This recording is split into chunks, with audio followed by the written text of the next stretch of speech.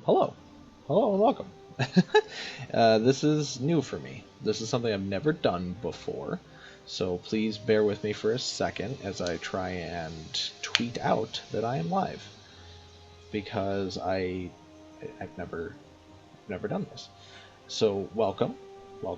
This should be recorded onto my channel, and we should have no real issues going live, so I am just going to tweet out here. Um, Check out my first ever magic stream. And that's twitch.tv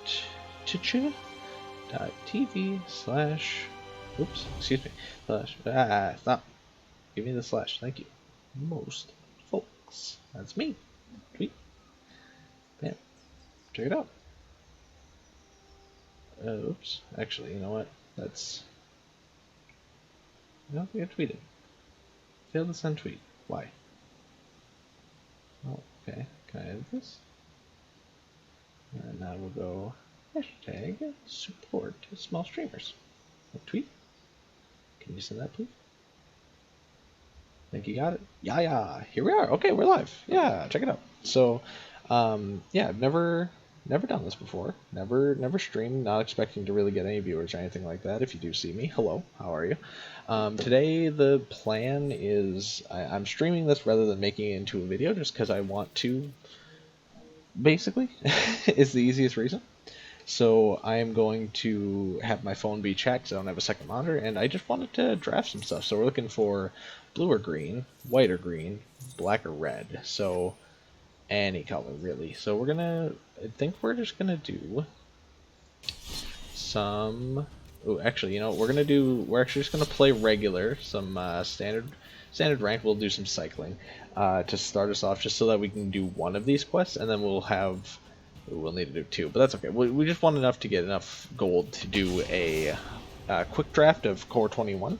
I've done a lot of drafting of Core 21. Not that I'm good at it. I've just done a good chunk of it, so you know I'm gonna do some draft of that as soon as we get enough gold. So you know we're gonna play our cycling deck here because I hear it's actually pretty good in standard. This is I gotta be honest, a risky keep, but it's kind of a keep for me because we'll just cycle the heck out of this and pump the heck out of our little foxy boy. Good game to you too. It's not finished, but good game. And honestly, so this is probably the 1/1 stack where he's just gonna pump out a ton of those little 1/1 tokens, and then alright, that sucks. That might that might actually completely ruin us. We are gonna have to immediately start hard cycling. But this deck, if I can actually get that friggin' 1/1 off the ground, so it looks like we might actually have to go to Luris way faster than I would like to. If we can actually get that's also good enough to keep blocking this guy. If we can get our cycler off the ground that grows really fast, I actually think we outscale that deck really well. But I don't know. That's just based on like a couple play experiences I've had. It's not super indicative of my normal experience. So it's, well, in this case you block that. And then you just hope he can't create another one. That's really what I'm thinking there. Because then he can't attack. So he creates another one. That's fine. Because we can now play this. And then hope he doesn't play another run through. And if he plays another run through, that'd be 3 copies, which would be really high rolly. So I can't imagine he would play that. But yeah, he'll send the 5/5 in. We're just gonna have to take it. Unfortunately, hope we draw a land off the top, which we did. Excellent. So we killed the beast. We gained a bunch of life there. And now we have no threat of this getting bigger for a little while, unless he has more enchantments or stuff like that. Never mind, I'm a fool. Forgot that he had that on an adventure, but we're still not blocking. I know it's scary, but very soon here we will outscale what he's got going on. So I think what you do is you actually play that too, and then you just wait. You don't do anything else. You don't cycle this turn, because I know we want that to be bigger, but we want to cycle every other turn just so that this gets maximum value. and we also want to respond to whatever he's doing. So if he's casting another run through or freaking Vivian, you can cycle quick, get another 1/1 blocker to chomp, gain a life, and hopefully we can stabilize a little bit. This is very rough to start us off. What do you do? 1/1 counters or damage to equal. So 1/1 counters are what you're probably going to do is you're probably going to kill this or this. That's a shame. 1/1 counters I think is the wrong play. Yeah. Yeah, and that is the correct play because we have a handful of cyclers. This is tough. This gets bigger every turn though. So I don't think... I think this... I hate it, but I think that this is the correct play, and then we drop Luris next turn. I know that this is... we're really back-footed, but we can't afford to let that guy keep getting bigger. Flourishing Fox, again, is very nice to have in hand. And I really, really like having the jump for his beast, because now... the problem is he'll guaranteed get through with 2 damage, because he'll put 2 1/1 counters out, which... yeah, so... well, he might get 3 damage through, actually, if he puts both of them on here, but no matter what, he's getting through with minimum 1, likely 3 damage, because he'll distribute the counters to this guy there, because this doesn't have trample, so... interesting. Buffing the Hex... oh, it gets trample from that. That's foolish. Okay, well, we're only going to be blocking 1. This is immediately horrible. Yeah, yikes. I don't think we're winning this one. I just gotta be honest with you. I think we're gonna do what we can, but no thanks. I think we dropped a Luris for the 3 lifelink blocker. And then don't do any of that. You cycle to gain the extra defense. And that's kind of it. Yeah, we have lost because he's just going to distribute the counter. So that's a good game. You did it. It's worth a shot.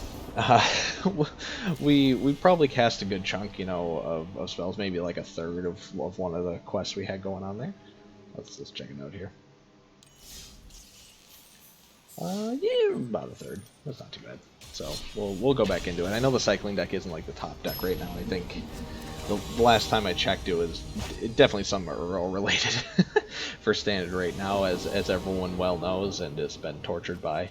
But the cycling deck I think is really good if you get the right draw, and you know, this is pretty solid. And as long as they don't immediately take out your ability to cycle and your all-star cards like Fox, like the Savior or whatever his name is. I gotta be honest with you, I don't remember what that guy's name is, the guy that spawns the 1/1s, but he is kind of exactly what we're looking for. That guy, Rescuer.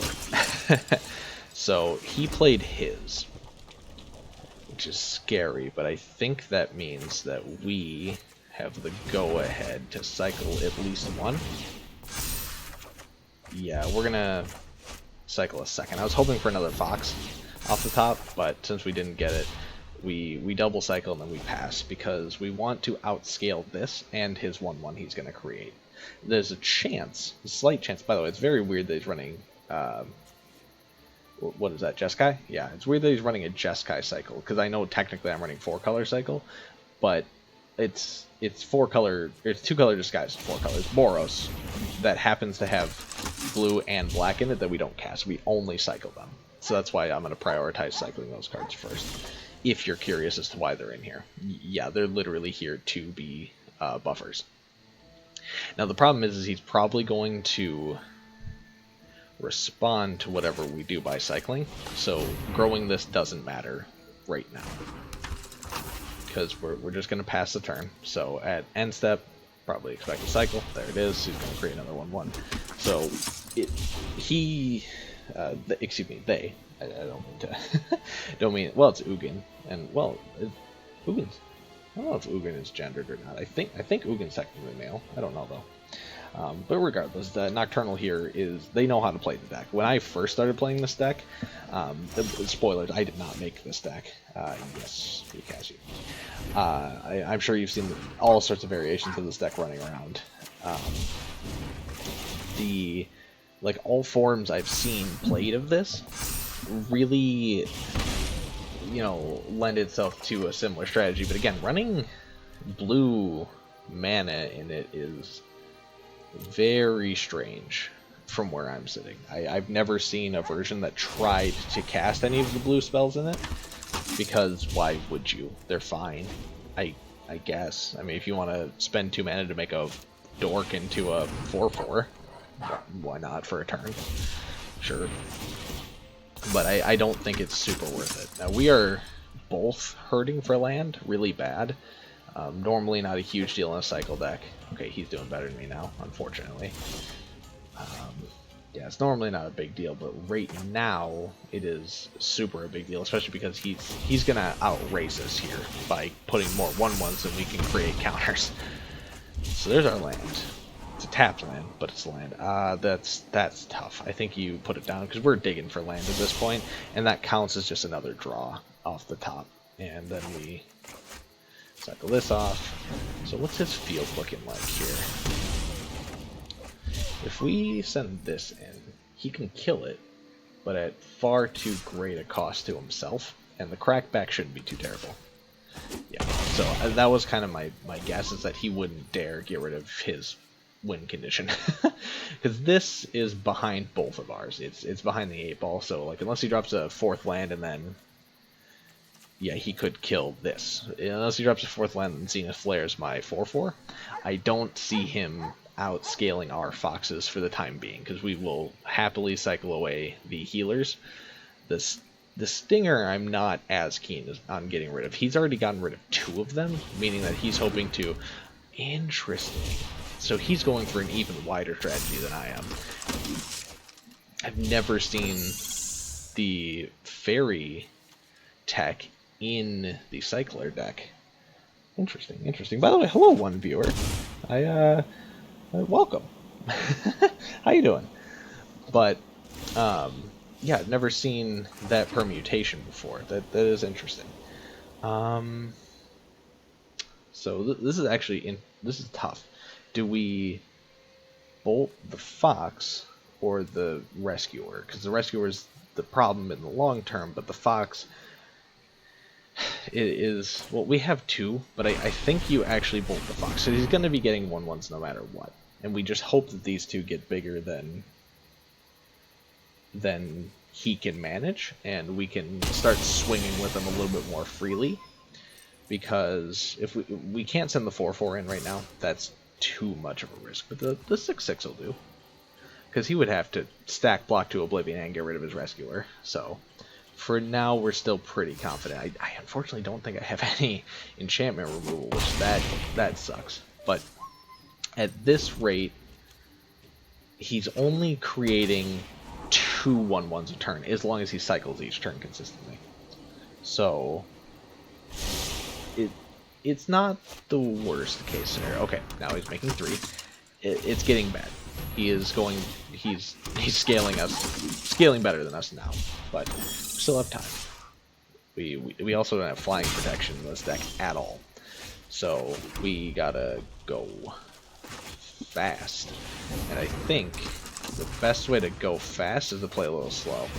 I know that sounds crazy, but if we can build up a stronger base to where every single time we cycle we generate more value than he does, I think we're going to be a lot happier with it, especially because we're coming up on Zenith Flare being able to close out the game soon. He has 5, 6 1/1s untapped, so we still attack in. Because we can't attack with the 5. But if we draw... This is tough. If we draw off the top of Cycler, we can potentially, depending on how heavy he attacks here too, and if he cycles. Because if he cycles, it's tough. Interesting. Oh, and he can still get the cycle off too. That's tough. That's a tough turn. Man, I think he's got us beat. I think... Ooh, this is tough. I think you got to get Luris out there then. Not... Do we do it this turn? Yes, I think. Because then we can put the fox back out there soon. Can't attack. He's gonna keep getting us. Ooh. Uh-oh. You guys still watching me? You still see me? Yeah, you do. Okay, I don't know what happened here, but I'm gonna check stream quick. Yeah, stream's still good. I think so, at least. Yeah, we're still live. So, yeah, my oh.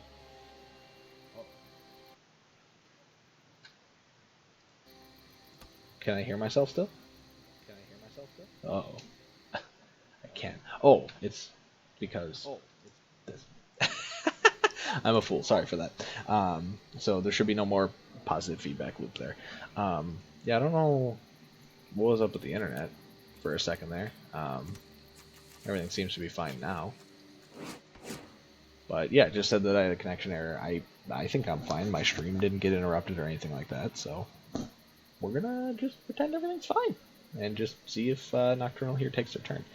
But if they don't, I think that might be our actual only chance of winning this, because we can't, like I said, we cannot deal with flyers in any way. This deck hopes to beat you before you can get to a flying win condition, and unfortunately, the flying win condition in this deck is 2 mana.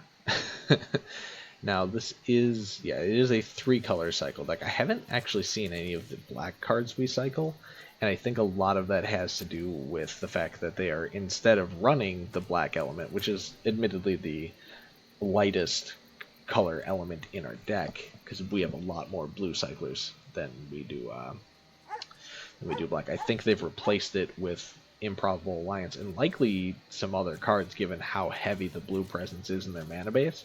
We haven't seen any of them, because like this isn't good enough to run naturally. This arguably is an endgame card. I could almost see it, but like not only in a cycling deck would you consider casting that. And again, this card only in go wide strategies where you just want to friggin' create a wall of creatures and then be like, by the way, whatever one you didn't block is a 4/4. But I can't really see a world in which this works out. I think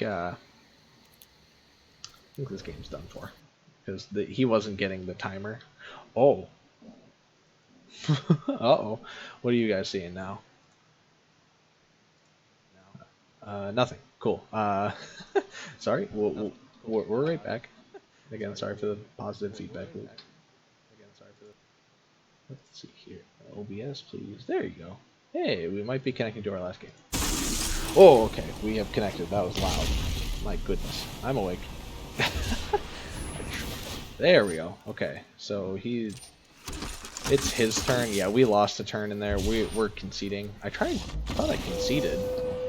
But yeah, no matter what, that was a loss for us. I thought we conceded, but I guess it exited the game. So let me not talk and see the stream quick. Yeah, okay. So we're live. Just making sure. I know it says on my stream manager thing that I have that I am live, but I ain't too worried about that. I want to make sure here. So we'll cycle again, and hopefully, wow, that was a very quick game. Hopefully here, lesser Bambi as opposed to the greater or original Bambi. Horrible hand.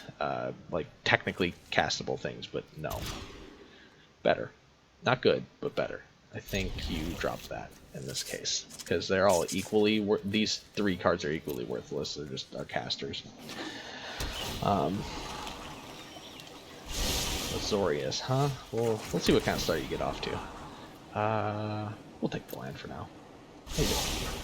But yeah, that last game went pretty horribly. But if you are catching the stream or stopping by or anything like that, howdy, thank you. This VOD should be saved, and I should be uploading it to my YouTube channel later on, just to have it there on top of here. Because I typically do stuff on YouTube, but with Magic, it's a game that doesn't really fit my content style. So this will just be an extra upload for anyone who wants the more podcasty style thing. No one has to watch it, you know, on there or anything like that. I just wanted to kind of get into streaming. I like the idea of it, and it fits my flow of consciousness kind of content style really well, but with Magic, it's not for my audience, really. No one in that very, very limited group of people actually cares about Magic. So, you know, I'm just going to keep playing the 2 games that I know people do care about, and then Magic, this one's just for me. And I just felt like, you know, not that it would be a waste if I didn't record what I was doing. Are you just going to concede, brother? You alright, Bambi? I suppose sister in that case. Bambi, I believe, was a Goyle. But yeah, I don't think this would really gel as that style of content, just because the style of content I do put up on my YouTube channel is really very much me playing a couple specific games that are about 30 minutes long and then just talking over them consistently. And this stream is really going to be, as long as I kind of feel like, it's just going to be, I'm going to do my quests in Magic here, and then I'm going to draft, and we'll kind of see how the draft experience goes, but well, you know, who knows? We might stick around for a little bit after that, but yeah, it's something where I kind of sat down and was like, I want to play Magic, but I don't want to just play Magic for me, especially because it's like so close to the end of the season with the new set releasing. I part of me wants to stream the new set release as it comes out the next day. Yeah, our opponent's gone, so we just kind of smork them down at this point, because either they're Godzilla land, either they're salty and they're just in Hearthstone terms roping us out, you know, abusing the timer so that way it wastes our time, hoping that we get tired of dealing with it. But sorry to tell you, I have a lot of patience. But the Godzilla lands, I know that these are a little contentious, but I freaking love Godzilla. I love kaiju. And I actually, back in the old days when I had money, I ended up buying literally all of the Godzilla cards, like all of them. I bought the main prints plus the buy box promo Godzilla plus all the lands from the Secret Lair drop. And it cost me a pretty penny, I'll admit. Don't have them in game. I really wish I did, but I don't actually know how you got them in game, but I'm not like gonna seek it out because I don't feel like paying for it. But I adore the whole line and all of the, you know, alternates for Godzilla. I don't play many of the cards that, you know, that they actually were, but I love the arts, and they are like, see ya. Yeah, I figured that they were gone. But I love all the arts for them, and I'm gonna put them on display and stuff. I'm hoping, you know, sometime in December to get a display case for them all. So we only got 5 more green to cast before we get this 500, and that'll put us pretty close to our quest. And we'll probably just run a jank deck to quick sling out the spells that we would need just to open up the drafting experience for us a little bit. But yeah, I've been playing Magic for, this is a tough hand, isn't it? Because we can technically quote-unquote cast everything, but do we want to? I think you gotta take it. When you have the lands to cast the thing you care about, and then everything else can come naturally off of that, I think you have to. But I think you also have to sacrifice 1 damage to cycle turn 1. I think you try and dig deep and quick, because next turn we will not be able to dig, because we'll cast the Stinger here. But I've been playing Magic for about 8 years now or more. Gosh, it makes me feel really old. Yeah, I was self-taught in high school, and then I ended up convincing a bunch of friends of mine to play along with me, and started playing decks. I even taught several of my friends how to play based on like how I learned, and it grew from there. And for a little bit, I was like very, very, very sincerely. You didn't do anything, huh? Okay. Well, if you're not doing anything, I don't like 2 mana being up. But is there anything with flash and 2 colors in Golgari? I feel like there's something that's black with flash, but nope, don't gotta worry about it. Now, admittedly, there could have been an instant for like something, but I kind of was betting against it, and it looks like I was right. Ooh, you are big stomp. Big stomp. Okay, cycle. We're on the cycles train. And ooh, not you. Do this first. Go for Blood's actually a spell we would consider casting. Well, not anymore. Let's see what we got. Yeah, I mean, just drain them. Drain them all you can, I guess. Oof, this has been terrible draw. We did not, because we're running playsets of this, playsets of the Fox, playsets of the Rescuer, I think playsets of the Healer too. There's so many cards that we're running, straight up playsets of for coverage, and it just ain't getting anyone. Now you are dead. We're gonna kill you immediately. That was an oopsie. Should have cycled first. That's my bad. My bad. Sorry, my play's not perfect, but it is what it is. We should have 1 extra health right now, but if we end up losing by 1 health, then I'll feel really sorry for it. But I don't think we'll end up losing by 1 health. I think we'll end up losing by a lot more. I know it seems like we're pressing the advantage right now, but he's playing big green, and we are not. So we're on a clock, and he isn't. Because the longer he's allowed to live, the less time we are likely to survive. But if we can... Okay, that's pretty good. That is really good, actually. That's something you're hoping to see, and then you're hoping to see more cycler payoffs here. Or just a lot more cycling cards. It doesn't matter, so long as our stuff gets very big very quick. To the point that he cannot deal with it. I think you cast that. I don't think with 4 mana he can wipe us. He could kill something, you know. He could probably kill 2 things, actually. I think there's... Yeah, he could definitely kill 2 things with... Oh, no, he only has 1 black mana, though, so he can kill 1 thing. But I'm not too worried about it, because if he attacks in, we just let it happen. And we ping him for 4 next turn, guaranteed. If he attacks in, we win. Wait, that gives us a lifelink. Never mind. Never mind. We still let it through, but... We don't win for sure, but we actually... We have a good chance, especially if we draw a Zenith, which we didn't. We'll cycle before the land drop. And I think... I don't know if it's a good idea to play the Go for Blood, honestly. That is really tough. The Go for Blood on the Pelt Collector is a very interesting thought. Very scary thought, and honestly, it depends on how big our Flourishing Fox gets, and it depends on this next draw. Well, actually, the draw after, because we have a land that can enter untapped.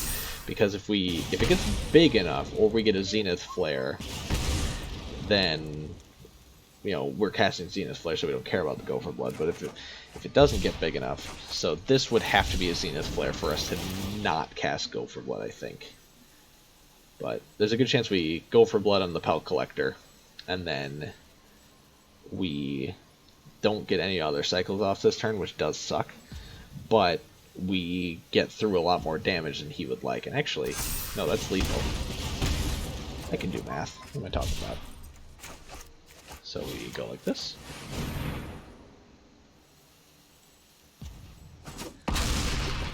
Yeah, that's lethal. So we give him one of those, and we swing out. So this should be game. You know, he might have a surprise, but I really doubt it with 1 black mana. Yep, that's a good game. Look at that. So we were on a clock, but we managed to you know, get in there, and that should be pretty good. I'm thinking here. What do we got here? What are you trying to tell me? Nothing. All right. But you know, despite my my poor play for a moment there. Oh, we didn't quite get it. Shoot, that sucks. I think what we're going to do is we're going to pivot to something that has blue and green spells, so don't hate me, but we're going to switch over to Jeskai Control. Yes, it's an Euro ramp deck. I'm so sorry. I know that that's evil and I shouldn't be doing it. Being fair, we probably shouldn't be doing it in standard ranked, because this deck doesn't have all of the lands it should for what I'm trying to do.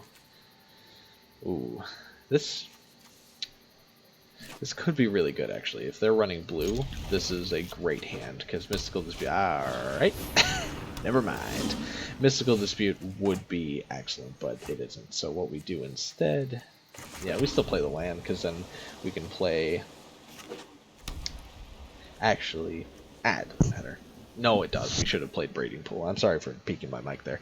We should have played this or this tapped. That is my bad. But it's okay, because we'll take the 2. And then we will Thought Erasure this turn, see what you got. And we'll get rid of something big. These are both problems, but that's a bigger one, because you'll cast it next turn. Leave it there, because we will get rid of another big problem. In the form of your Loxodon. That's got to go. For sure, that's got to go. I like the Platinum Angel sleeves, for sure. I prefer Fibblethip, obviously. But I dig it. Oh, you could cast that this turn. Never mind. Well, I think is the play. It's got to be Uro, right? To try and get out ahead right now, we need to Uro.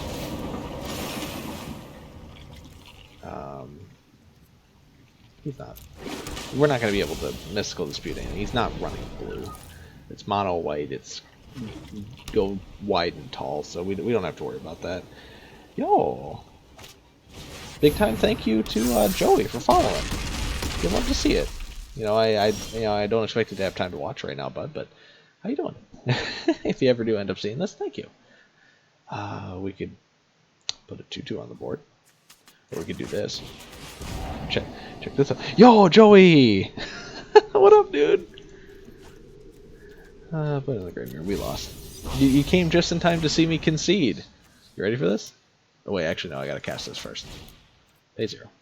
Yeah, yes, it matters. You're gonna. Are you? Joey? Are you okay? Are you being held hostage right now? Is there something you need to tell me? But blink twice if you're having issues. Bark twice if you're in Milwaukee. Oh man.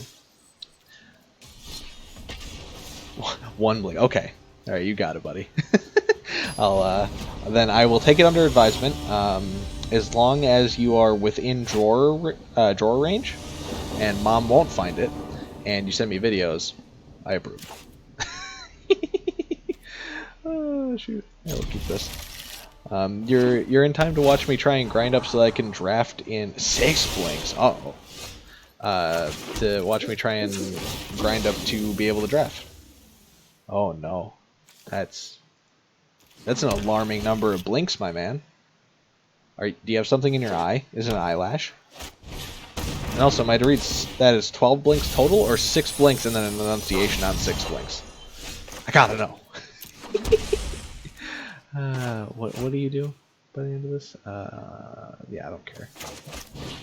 Let me see your hand. What do you got? Oh, no, you got a lot of problems in your hand. But discard, huh? And we get rid of that. Yeah, we keep the negate. Catter all over you. Now, so like you phrase that as though that's not normal. But I would posit that owning 2 cats might be the cause of that. But I gotta be honest, I don't know any better. Let's go another dude. I'm sorry that I'm streaming something that you have almost certainly no interest in. But I mentioned it earlier, but I just was like, I don't have anything else to do. And I wanted to play some Magic, so this will be uploaded to YouTube later too. Just so you know. Yeah, okay. Sure, you can have it. Yeah, have it. I don't care. Oh, you took the land, huh? Weird. Alright, well, get rid of that. Now, I keep forgetting that this can be used on things on the stack. I gotta do better at that.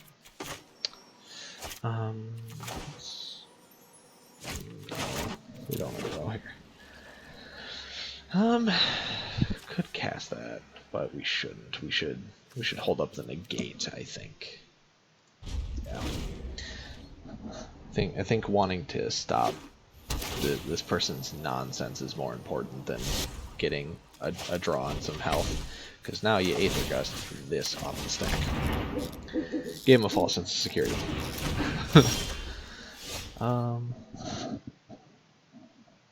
You're a Yu-Gi-Oh! Master Trainer? It's in the heart of the farts, dude.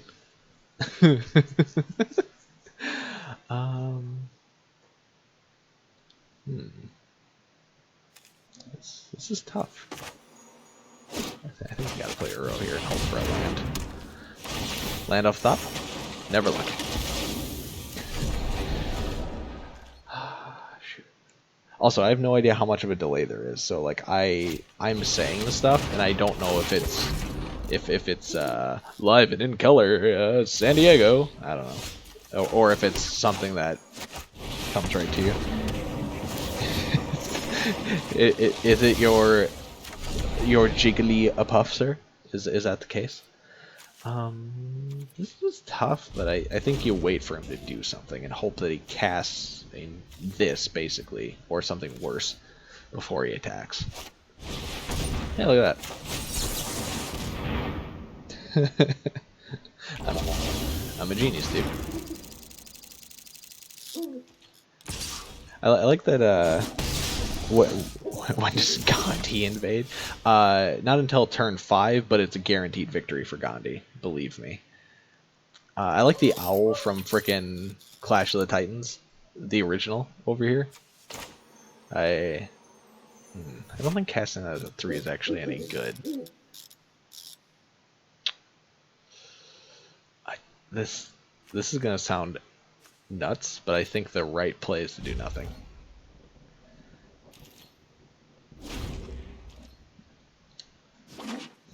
Because we're playing a very reactive deck, so we just kind of wait and see. So is no an option? I think no is the correct choice. And then I think this is also the correct choice. This guy probably hates us, and I'm very happy to say that. So this will be 4/4. I'll take this as a 4/4. That's okay. You draw 2, gain 2, and then can kill his boy. Oh, you love to see it. You like that card art there, Joey? Isn't that that's just wonderful to look at? Hey, murder my boy. look how they massacred my boy. Can we just natty cast that? I think we actually, yeah, we can. That is excellent. Oh, that's a problem for him. Because we're gonna get flying. We have a Sharknado active. Yeah, I don't care what you're getting. Whatever. Cast it. See if I care, dude.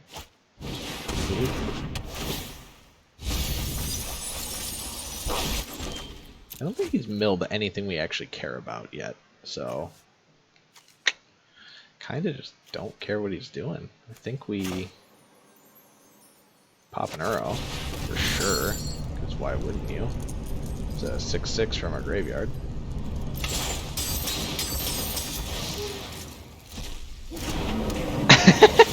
You're gonna assume that I know what I'm doing. A very bold but sincere mistake, my friend. By the way, we're gonna thought erasure this guy again. Get a 2/2. So this is interesting. Get rid of that though, because I'm calling it right now. He's gonna murder our 6/6, but it's fine, because he's going to exile our other Uro, and then he'll murder this Uro. Now, the correct play for him is to respond to this trigger by killing this Uro, then exiling it, but our opponent's an idiot. I mean, no disrespect to you, Adriana. You're not a fool. It's just that would be the correct sequencing, is on your untap to murder this, and then exile both of them so that I don't recur this next turn. I gotta tell you, sometimes the size of my brain scares even me. Yeah, we can lose 2/2. I don't care. So the funny thing is he and I are like trading kid blows back and forth. You know, we haven't really done a lot of damage to each other, but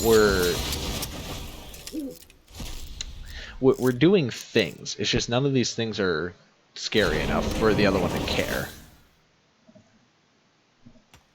You know, like stuff's happening, but does it like actually matter? Not really. We wait because we can wait to negate something scary or bounce something else. Now again, it does another. Does that only recur land? Yeah, it does. Okay, that's why. So that's something scary. Enters the battlefield, you may sacrifice another creature. When you do, destroy target creature an opponent controls.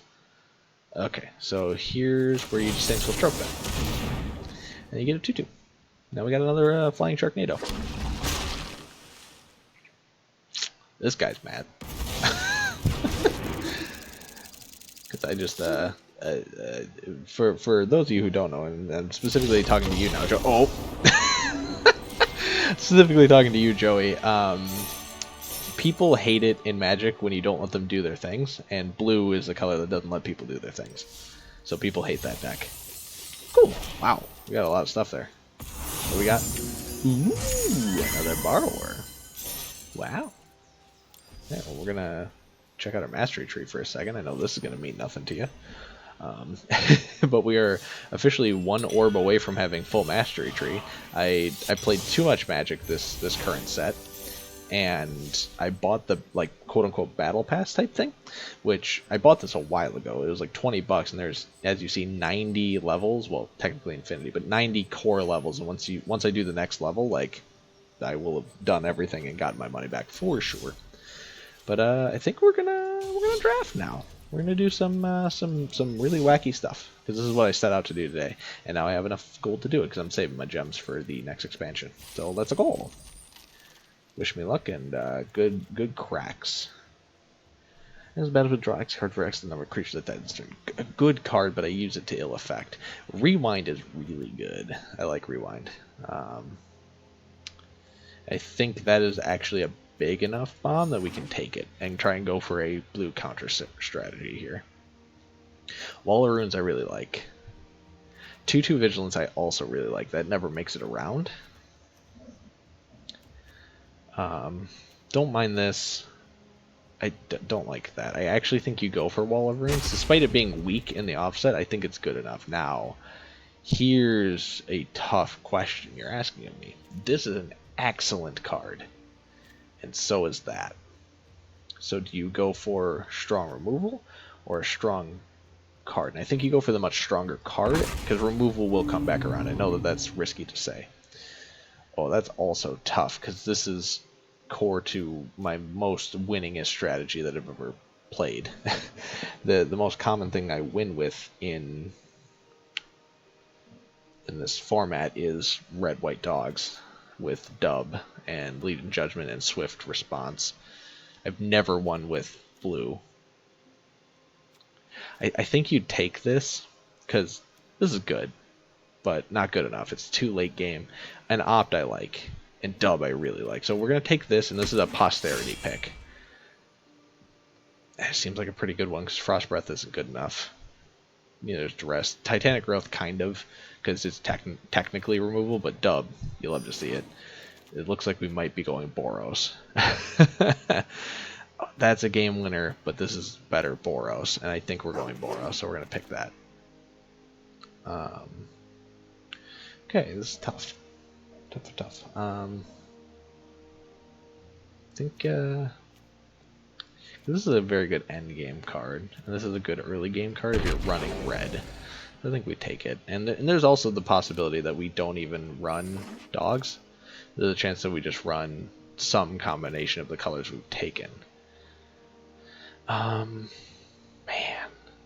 none of this is good, so I think you take that. I mean, not bad. None of it's bad, but I don't think anything is like standing out to us for sure.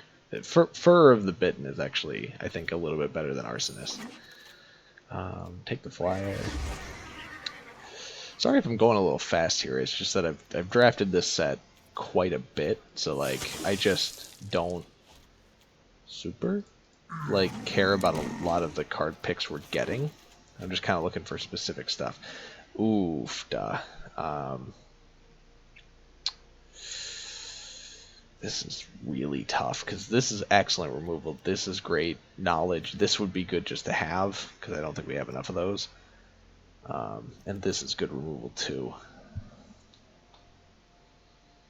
Well, there's no way we're running black at this point. It's the one color we haven't touched. Unfortunately, as much as I love both of these, don't get me wrong, we've touched it, but like not in a way that we. Well, being coming, you sacrifice another creature. No, we're not running black. There's like hyper thin margin that we might, but I wouldn't count on it. I think you take the silence just because we could use it for real deck crafting purposes. I love a rewind, even though I don't think we're playing a rewind color. Here, I think you like a 2-1. And, oh, you love that. Also love this, hope it comes back around. Miscast, it would be good, but I don't think we're running blue at this point. Yeah, definitely not, because that's too good. I think you gotta take that. And then, yeah, I think we're trying to hard pivot to blue here. Or to, excuse me, Boros.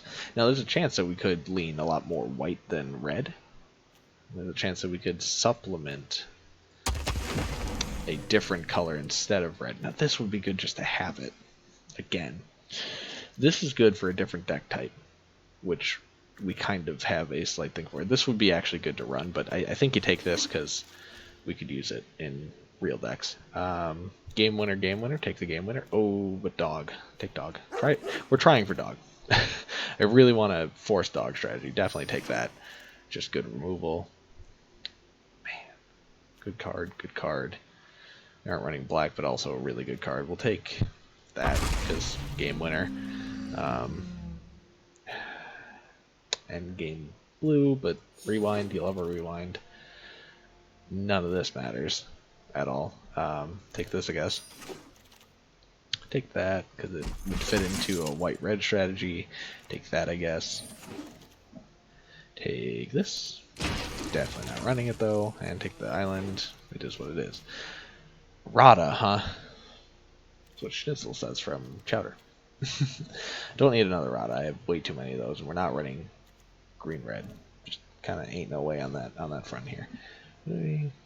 Getting some notifications here. Excuse me. Twitter's going off. People are liking my stuff. Who'd have thunk? And who put the Gladiator? Rada Rada. I know, dude. I have too many of them though.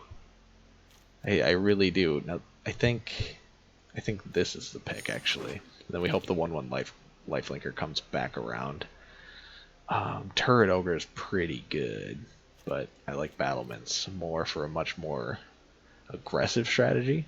This is really good if we're running blue, but I don't think we're gonna run blue. If we did, it would be a splash anyway. So I think you just take the mediocre card there.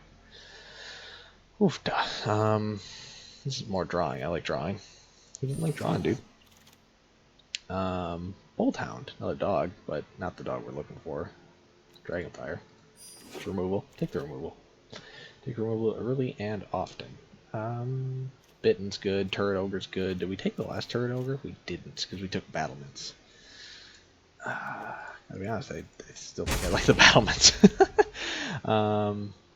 Weird, actually, does that work in our deck at all? Not really. It'd be real fringe if we did, so we just draw more cards, honestly. Kerr we take because of Houndmaster. Now, I gotta tell you, I really want Judgment and Pegasus more, and Judgment especially, and this would be good for a different strategy, but I think you take Kerr, just because it works so well. Secure the Scene, definitely take that removal. Just a guaranteed exile, no questions asked, you got it. Use a Pikachu? Excuse me, sir. I wouldn't even use a Raichu. I'd use a Raikou. That's big brain right there. You gotta go think higher. You're playing with kid gloves, thinking about Pikachus and Raikous. You gotta think globally. It's snowing on Mount Fuji. I recognize that line and I don't know why, and it's gonna eat away at me. Please explain to me that reference. Drafting your final card. Common and uncommon cards exceed the forest collection limit. Okay, so our vault progress is something you don't gotta worry about. Game Grumps, that's it. Yeah. A much better use of your time right now, I assure you, Joey. You could be watching, oops, funny people play, but instead you're watching me. What is wrong with you?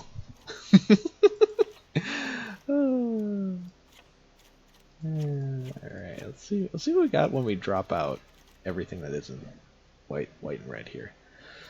Man, our curve sucks. 42 cards, huh? Lot of twos. We have a good draw. I don't like this card anyway. Well, no. I've lied to you. That's good with dub. Oh, we only have one dub though, so no, we get rid of that. Man, I think we just keep it and try it. Now there's a slim part of me that's like, what if we just ran full color? You know, any haiku with it's snowing about Fuji, and I don't know. I won't know when to be mad at Aaron for sucking at the game, doing what he should be doing. You're doing great. You say that now, but I'm gonna go fight some people, and we are with how poorly this deck came together, because I pivoted to red-white instead of sticking to my guns on blue, which I should have done, because we had a lot of good blue-black opportunities, honestly. But because I deviated to red-white, because I'm like, well, I've won with that before, this is looking like heavy loss territory. Heavy 3-0, or 0-3 loss at that. But we'll try. Because, yeah, we didn't even get, like, the Angel Exiler, or... There's a lot of stuff that I wish we would have seen and didn't, but that's okay. I think we still should be relatively okay. With our opponent having to mulligan and us being on the draw, that's really good. Our chances just went up with that, because we got the extra draw, they went down a card, so we had a like 2-card natty advantage, despite them going first. Like Starship Troopers 2 level of bad? Not that bad. Because we right now stand a chance, more like the Super Troopers. Yeah, that not that bad. But I was gonna say more like the take of Starship Troopers 1, where people don't get that it's a parody. When people are like, "Oh, this is a dead serious movie." That's the kind of trouble, that's the kind of bad we're in. Honestly, I think you get rid of that. We aren't going wide enough for it. I mean, yes, and I will certainly look like an idiot. I do mean idiots. That's what I'm gonna look like. I assure you. Oh, heck. He got a dog too, that monster. That's my job. So we run this. Joey, this morning actually, well, okay, so I should probably start by saying I didn't sleep at all last night because I was in a considerable amount of pain. It just happens. Bad knees is my defense for that. But this morning I was like, you know what, I'm gonna reach out to Chris, and because I was thinking about some of his and I's antics last time I stopped in at GameStop, and I messaged him, was just like, hey dude, I hope you have a lovely day. And he was like, Kyle, I hope you have a lovely day, man. And it was like, it was one of those things where, like, you read it in Chris's voice, and I was like, man, Chris is a good guy. I love that guy, and I love you, Joey. You're a good guy too. And I hope you know that.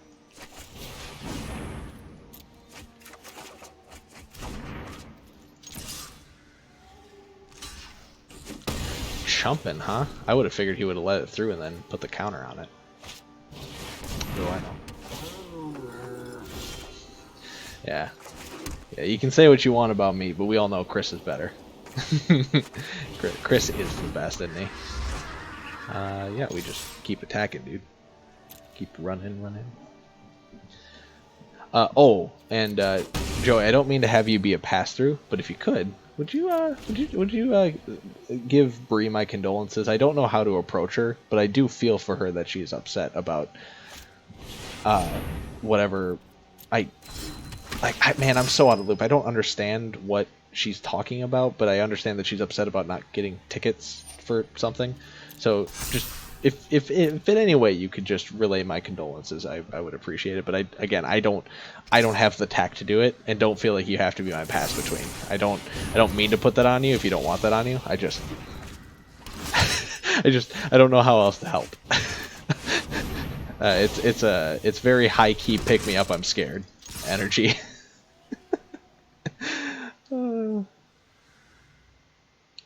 He can kill our 3/3. Yeah, he's gonna, but it's gonna require him to sack his whole field. You can't block that. It's a flyer, dude. What are you thinking?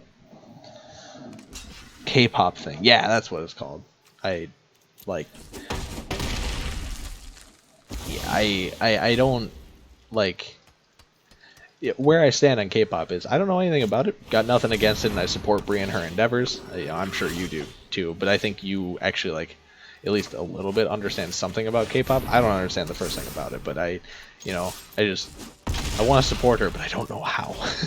I want to be like, I'm sorry about your K-pop, but I also don't want to sound like a grandpa who's like, "Are you winning, son?" That meme. I don't want to come off like a simpleton, but I'm a big rube. So we won. We crushed this guy. So we are not getting completely beat up. They're hot men who women want to. Yeah, I mean, like, but not just women though. Like, they're hot men, dude. I've seen some of those retweets. They do be pretty hot. Not all of them, obviously. Everyone's got their what do they call biases? That's a term Bree taught me, and I think I'm using it correctly. Everyone has their Fificus. Everyone has their biases or whatever have you, and I don't know mine, but the girl groups are for the dudes to watch from the bushes. Yeah, I mean, yeah. But to that extent, though, wouldn't you also say that like the the girls are watching the guy groups from the bushes too? Yes, I did use the correct bias phrase there. I'm a genius. Man, this is gonna be very weird for anyone who is catching the YouTube upload of this and has no idea what you're talking about. It's gonna sound like I'm talking into the void. Which I mean, like, half the time I am, but because I don't think my chat's gonna be picked up. Stop them from getting to their flights. Yeah, I believe that. That's kind of like I feel like I'm gonna say this. Understand, I know my ignorance, and I don't know that I know nothing at all on this. Yeah, it happened several times. I totally believe that.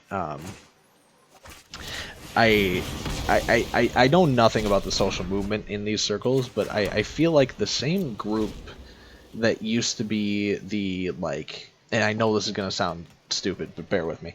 The same group that was the, like, overblown 90s, like, kind of in sync Backstreet Boys followers, and that are the same ones that pivoted, like that same mentality pivoted to K-pop when that became a popular thing. Like in the movie Hercules, where there's all those like people following him, because that was modeled after American boy bands. And I think the popularity switched to K-pop, mostly because the Korean stars are just infinitely more attractive than the American counterparts.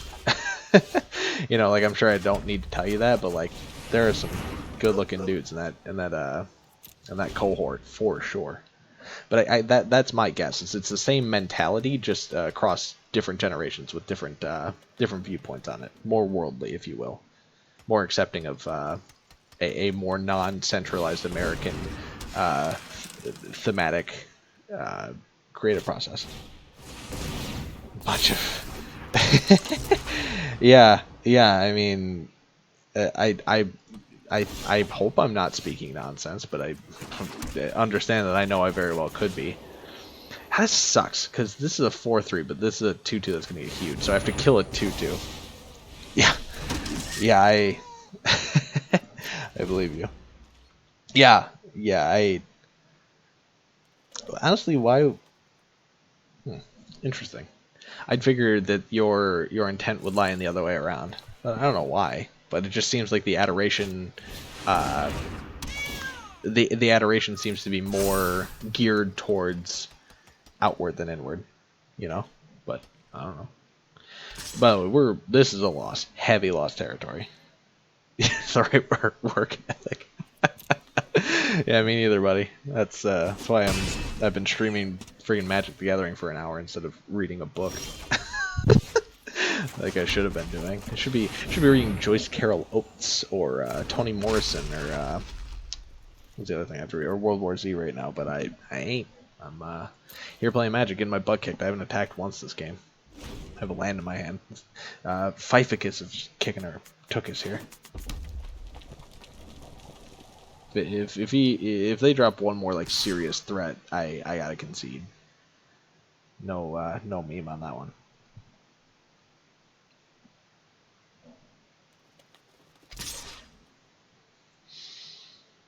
Okay, so he's gonna pump the heck out of this based on what we block it with, because he can sacrifice up to 3 things, putting 3/1/1 counters on it. So it would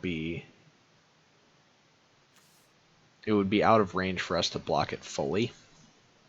I think the correct play is putting this away, because we would require him then to sack 2 things minimum. I don't think he wants to do that. Yep. So he allows the trade rather than sacking 2 to let his 1 survive, because it would have benefited. Oh man, it would have been weighted a lot more in our favor, because he would have probably left the 2/1 cat alive. But we're in a lot of danger now. We are thoroughly in the danger zone when it comes to this game. We have to keep letting the 5/4 through. Next turn he attacks all out, we lose anyway. Hey, we got this just in time for it to not matter. Yeah, that's game. Well, this is about how I expected this deck to go. I'm gonna look at the workshop for a second after this game just to see if maybe we can sub some stuff around. Brother, why? Don't waste my time. You already know you won. I gave you the good game. I have no problem with letting the I'm not a spike at all as the term in Magic goes. I'm not the kind of person who like can't handle losing. It's just like I'm not gonna sit there and watch you take longer to win. If you have the win, just win, dude. 1, 2, 3, 4, 5, 6, 7, 8, 9, 10. Now we can add in 1, 2, 3, 4, 5, 6, 7, 8. Actually, I think. Call me crazy. Right? This is gonna seem like like I'm a nut job, and I kind of am, being fair. But if we do that, we can run a 3-color deck, which is horribly ill-advised, for sure. But we can now choose to drop these off our top end. Now we have a 40-card deck. It's 3 colors, but we'll never be able to cast anything. This might have made it worse, or we're geniuses and we just made our deck work. Because I noticed that our deck had no actual end game. Huh. We'll take it. It's a weird hand. We don't cast anything for 3 turns, but we'll take it. Hello. Hello, Ajani. NyQuil 89. This is a weird one, but we'll cast a very well-statted creature on turn 3 and then, have a decent enough follow-up, and then if we draw another land off the top, ideally a blue, we'll have a really good follow-up after that. So this is looking okay.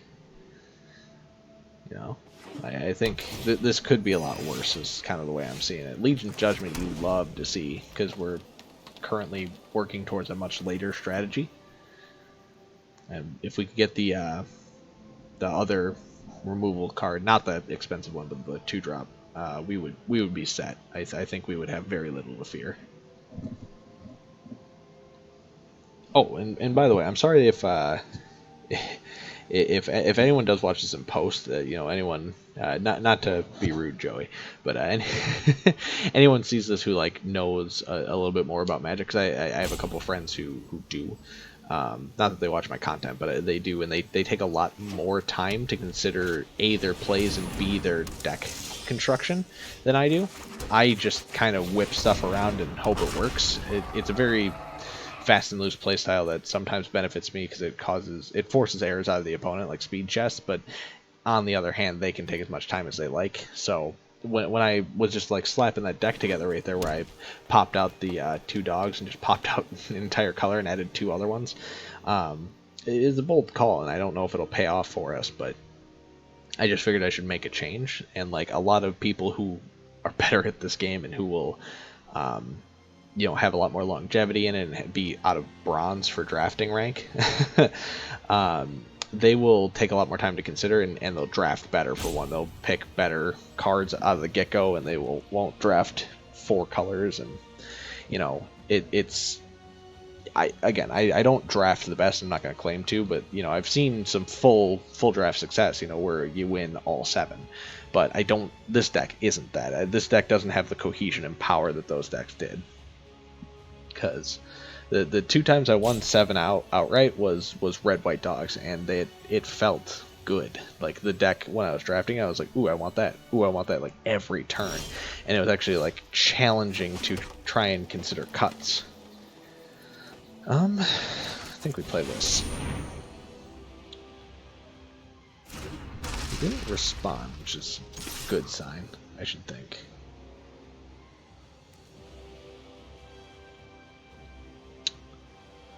I don't like that he has 3 mana up and he's considering things a lot. So I don't know what else he would have to play. What's your game, NyQuil? What are you up to over here? I know we both had ludicrously slow starts, given that we didn't actually like do anything until turn 3. I mean, I know you cast them on turn 2, but like, so. Okay. Big enough. What a noise. Hey, I got an island. That's pretty good. We can drop that. And we can go with this. So, now, no matter what he does here, he's in trouble, because he's... Okay, that's the one thing I didn't expect him to do. I thought he was going to either block with this and get a 4-4, or block with both and lose a 3-3. I didn't expect him to do nothing and just let it get through. That... I gotta admit, I'm very surprised. If I could get another blue mana source off the top, that'd be really good. Ideally not the tap land. But I thought we were just gonna leave in judgment that after it died. Or after something died, but apparently not. Apparently I just have an opponent who's like, yeah, take 4 off the top for me. Don't mind. Just cast 2 creatures and have a much worse board state than you. I don't care if you keep swinging in my face. No, I understand that if he blocks with either of these things... Ah, I see. If he blocks with either of them, he loses more of his board state, but... See, that's fine. This scares me. So this is either a bluff or a Titanic Growth, and I'm going to assume it's a Titanic Growth. I don't care if we lose 1 health. Realistically, if he's going to waste a Titanic Growth, I wouldn't have cared if we lost 5 either, because it would have been a big time waste. So we're going to definitely kill that. Because he should have no recourse. I don't... Unless he has a way to give hexproof, I don't think that he's got anything he can do about that. I don't think... Oh, there is Hunter's Guile. So we could have that. That would be an issue if he was a wily one and decided to cast that like 1 mana gain hexproof draw card, because we have that card in our deck. But yeah, I didn't think he had it. I was willing to take a bet, make a change for once in my life. Come on. I just want to play the game.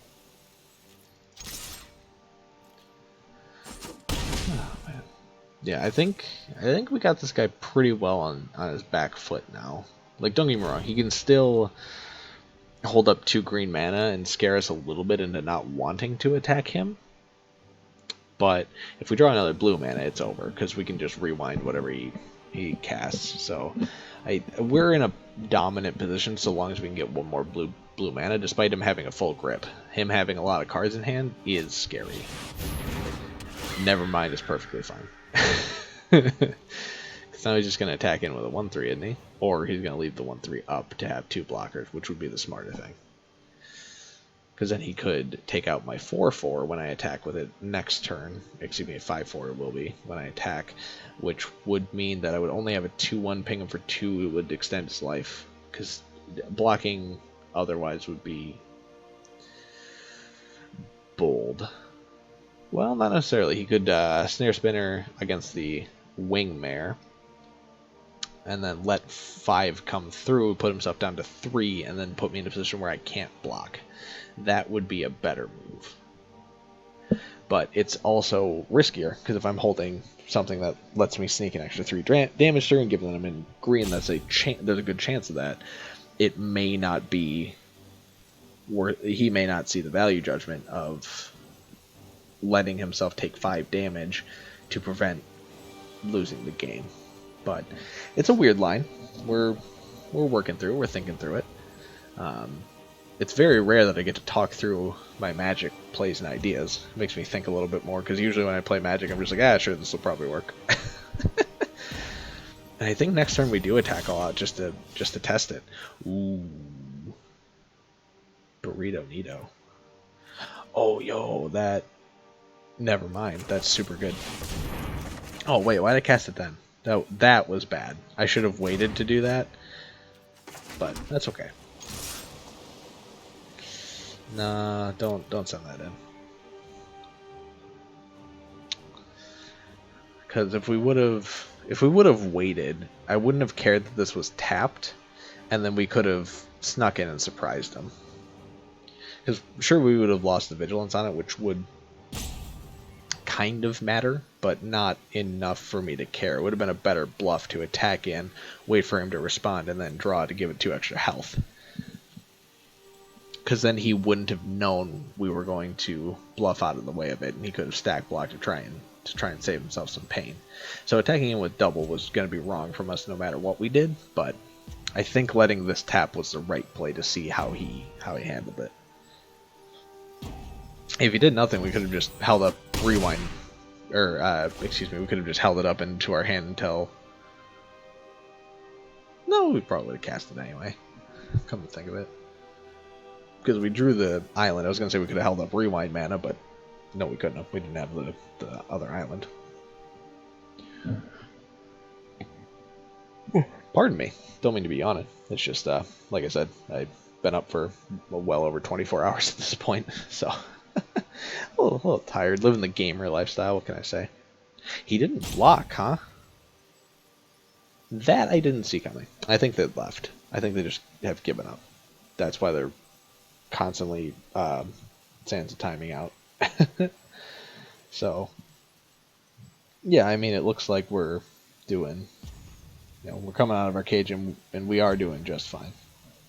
Yeah, it looks like we made him rage quit. So I bet you if we just attack all out, we win the game, because he's probably not going to do anything about it. Yep, we win. That's 2-1 so far. It looks like for now the change was a good one. Hey, we hit silver. It means we'll actually probably have we'll now probably hit decks that are much better than ours to go against. But ooh, some gems. Don't mind. Yeah, we're probably actually going to see some problems going forward now. Do we? Nah, I wouldn't. Well, it's a land that enters tap, so it's a little slow, but we get a free scry off of it. Call me crazy. I actually think you take that and drop a plains, because it slows down our deck, but our deck seems ruinously slow anyway. And I know that, like, ideally you would speed it up then, right? But I think the scry, which will allow us to filter, is like it's basically saying pay 1 mana to scry on the turn that specific land enters the battlefield. I think that is worth it. I mean, we have a cast in hand. 2 of our 3 mana colors. No, we don't have a cast in hand. Never mind. This is a mulligan. Alright, that's pretty good. Well, we got rid of these. Oh well, I definitely think you put that on the bottom because this is too important to not ever draw. Then you just start scrying, dude. Oh, he's getting op. So basically what we're saying is we're opting without getting to draw a card. So that does suck. But we're going to play the Scrylands fast and early. With nothing to cast it on, I don't... Uh-oh. Pardon me, sorry for the black screen again. I'm sorry. I don't mean to do it. I know I'm terrible, but we had another network error. So yeah, stream's still live. I couldn't tell you. I think it's a problem with Magic, more so than it's a problem with us. But who knows? I could be taking a lark on that one, taking the piss, as they say. Pardon my language.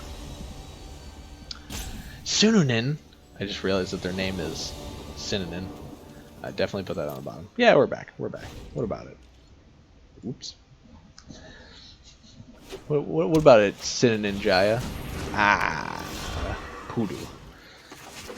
Drew another land, huh?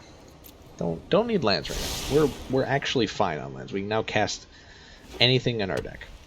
So no, that's not true. We can cast everything but like one card in our deck because of our mana dispersal. If we dropped one of the islands or a forest for a plains, we could cast everything. That's gonna make us lose. That's bad. Every time he draws a card, we mill 2. Very bad.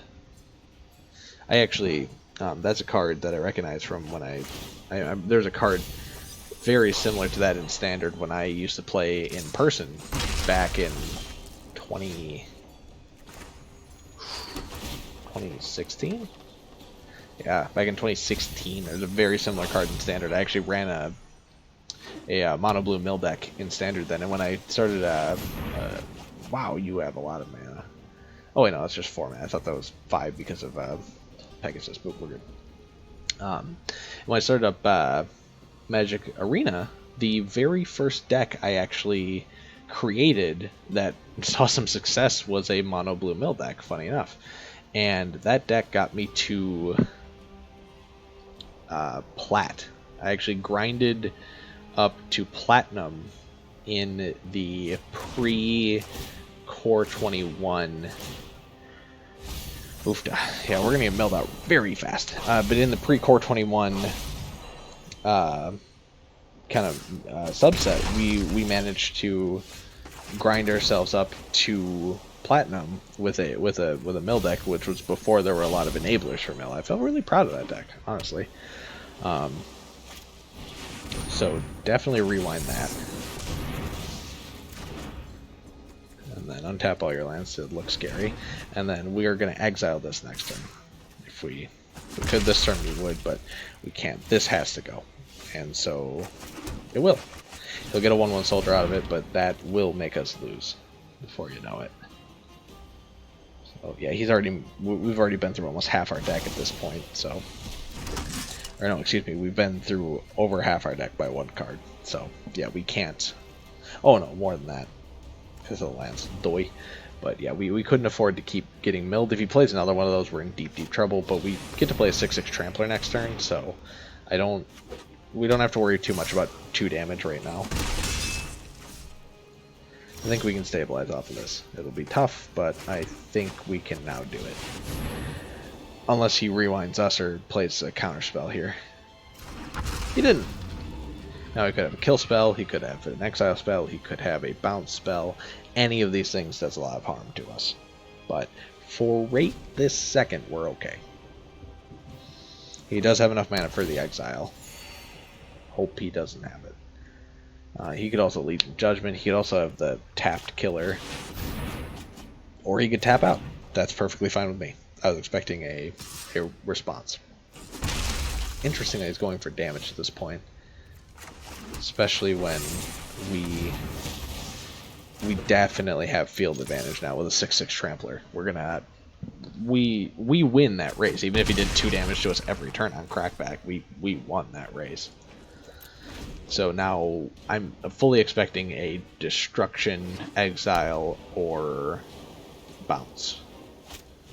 And, oh, okay. I gotta be honest. Wasn't expecting a steal, but we can kill it. If we draw the mutt, we could actually... Alright, well. Kill it then. I was hoping we could draw the rambunctious mutt off the top. Because then we would have... Oh wait, no, we put that at the bottom of the start of the game, didn't we? Yeah, there's nothing we could have done other than just kill it. So now it's hey, that's exactly what I would have wanted. Get my card back. So yeah, now I think we lose pretty hard. We drew way too many lands, which is funny because this deck is 3-color and you would expect not to draw enough lands of the right color. Yeah, I mean, he's got us. We don't need to see anymore. 2 and 2, a little scary, We'll look at the deck brew one more time and maybe change it. Don't count on it, but maybe we take a look and definitely not. Kind of thinking like, what if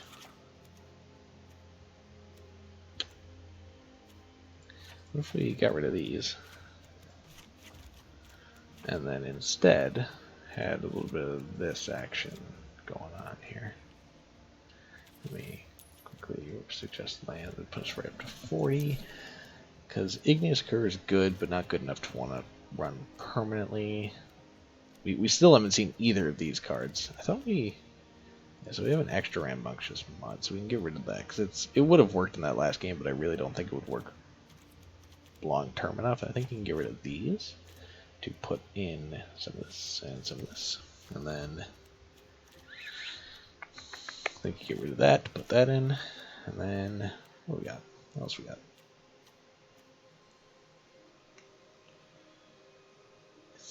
It's trample. We'll keep it. I think that's going to be our best configuration we can come up with for now. And now we bounced from Boros to... What is white, green, blue? That's is it Bant, I think? No. I don't remember the name of that one. And now we're in freaking what Jeskai? No, excuse me. Selesnya. No, also wrong. Naya. Naya is the one I'm looking for. Jeez, there's so many freaking names for all these color combinations, dude. Given that there's 20 possible combinations in 2-color, 5 for regular color, 10 for 3-color, 5 for 4-color. That was a terrible hand. And then, 5-color. That is altogether too many things to keep track of. A secondarily terrible hand. You get rid of that. This is bad. This might be okay. Okay, now this is okay because Hobblefiend dub, good. Also, Coria Pegasus dub, very good. I like the. Okay, that's fine. We have a backup in Hobblefiend because Hobblefiend has the trample with the first strike +2/+2. Couldn't complain. We'll drop the Hobblefiend here while he can't counter it. This is gonna be a fast game. Either way, one of us is alright, he wins. Yeah, there's so many friggin' sound effects going on here. No matter what we do here, we need to draw creatures, and he clearly is not in pain for creatures right now. That's a creature though. Cast it, hoping to kill it, because then we can dub that, and that would be good with dub 2. Would prefer it with vigilance, but it's what it is. We'll let 3 through. Don't care, because you're gonna cast an instant something, or not, but that's fine. I just didn't think it was worth it. So here, we like a little bit of this, and then do we like this? I don't know if we like that. Joe, you out there? You listening still? What do you think? If we get really aggressive for no reason, or we stay back for no reason?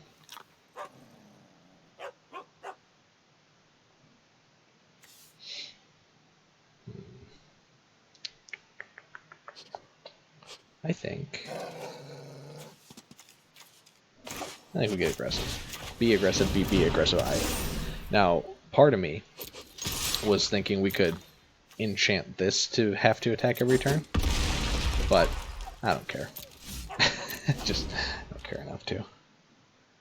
Because like we could enchant that and then we could kill it, but so what? So he's coming back with the same amount we hit him for. No, he's not. That's actually excellent news, because then we do a little bit of this. Get rid of his better creature. Exile it too. Give him a 1/1, and then we crack back with a 7 first striker. So now his blocking capability is really neutered as well.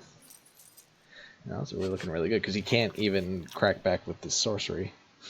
Sure him. Hi, Joey. Because this sorcery only does 3 damage. We first strike over this, so we are now winning the aggression game. It was actually a really good play for us to put the fur and dub on this. Now he could definitely nail it with any type of removal spell, but he's in gold, by the way. What the heck? We're silver 1. We're gonna like gold 3. That's fine. I don't think that's a big deal. That one would be bad, but a Ranger's Guile makes it not a problem at all. So he's gonna try and return this to our hand, and then all of the enchantments will fall off. Just watch, Joey. If you're out there and you can hear, he's gonna cast this this next turn. He's gonna target this, try and bounce it to our hand, and we're gonna say psych. You ready? Oh, maybe not. It's a sorcery, dude. You gonna cast it or what? Come on, you know you wanna. There you go. Told you. 19,000 IQ, dude. My turn. Let's go. That to me smelled like a loss, and we managed to fall. Yeah, we're silver 4, and that guy was like, I seriously think that was like gold 3. Let me check the rankings quick.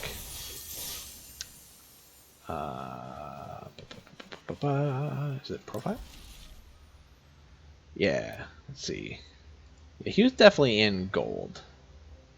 That's frustrating. Oh well. We'll get back to it. So we're 3-2. So we've come out ahead. We will have broken even, but if we can win ideally 2 more, we will actually for sure come out ahead in terms of rewards. If we can win 1 more, I'll be really happy, because then we will get to a point where, you know, we break almost even with what the gem cost would have been. No, excuse me, the gem cost is 750, so we wouldn't break even. But just 1 more win out of this kind of mediocre deck would make old Joe here a happy boy.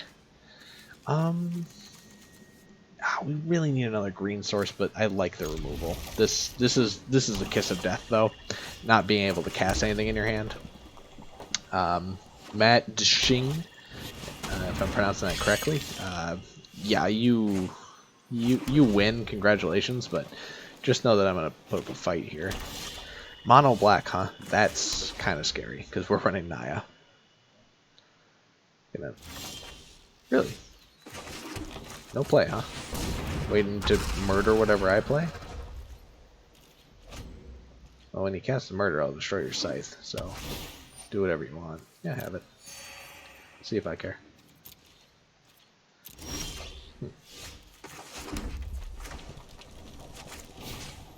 Interesting. It's very... I thought for sure you would have cast a kill spell there.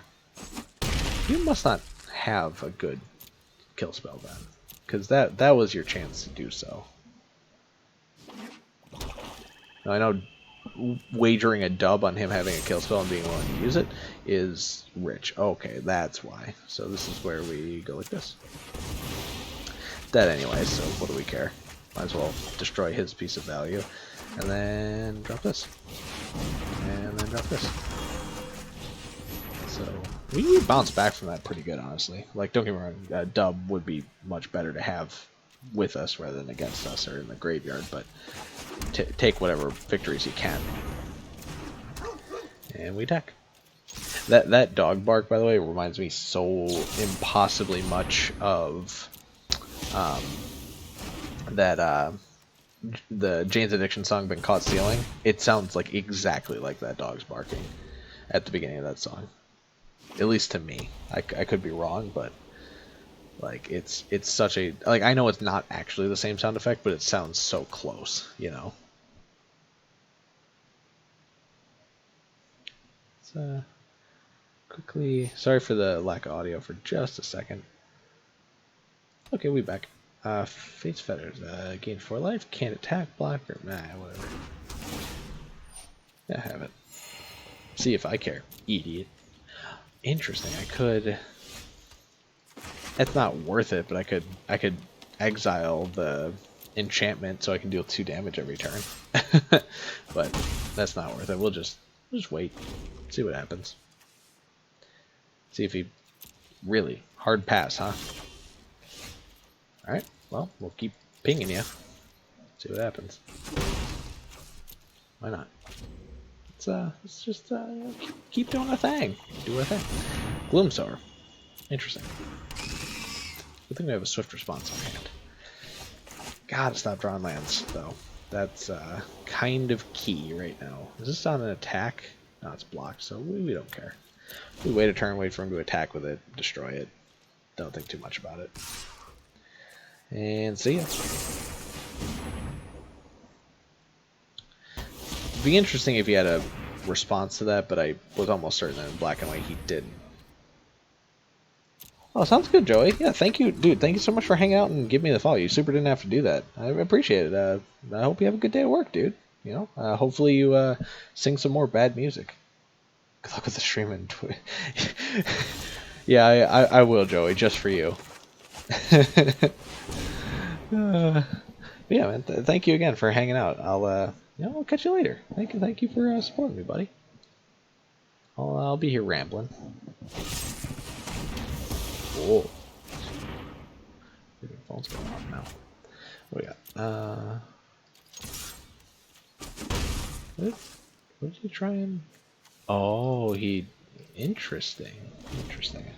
The recursion, so the choice to destroy his own creature there so it wouldn't be exiled was a very bold choice. I don't know if it's the right choice, but it's a bold choice. Now, there's